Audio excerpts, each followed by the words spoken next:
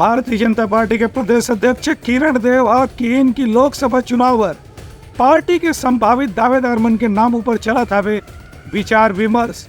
केंद्रीय समिति डालने जल्दी उकरवन के नाम के घोषणा करे जाएगी। अवैया लोकसभा चुनाव के संबंध में प्रदेश भाजपा अध्यक्ष किरण सिंह देव के कहना है कि पार्टी के केंद्रीय चुनाव समिति और प्रदेश चुनाव समिति के बैठक में यहाँ के संभावित उम्मीदवार मन के नामों पर चर्चा करेगी है। एक अलावा दूसर विषय पर खरो चर्चा हो चुके हैं।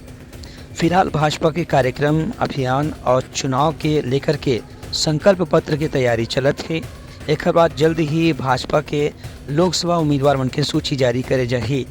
उनका कहना है कि पार्टी यह प्रयास करत है कि छत्तीसगढ़ के 11 में 11 सीट ला जीत करके लोकसभा में एनडीए सरकार और भाजपा सरकार ला मजबूत बनाया जाए। सभी विषयों पर विस्तार से चर्चा हुई है। हमारी आज जो परिस्थितियां हैं छत्तीसगढ़ में, भारतीय जनता पार्टी के कार्यक्रमों को लेकर भी चर्चा हुई।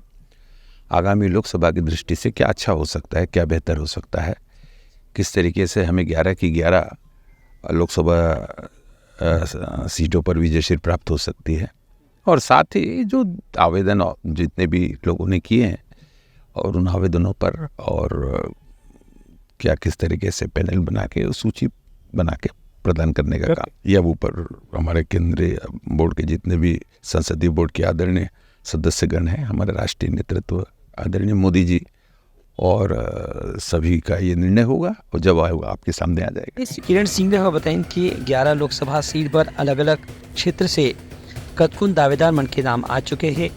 ये संभावित दावेदार मन के नाम के पैनल बनाए जाए और बाद केंद्रीय नेतृत्व डहार ले प्रत्याशी मन के नाम के अंतिम सूची जारी करे जाए।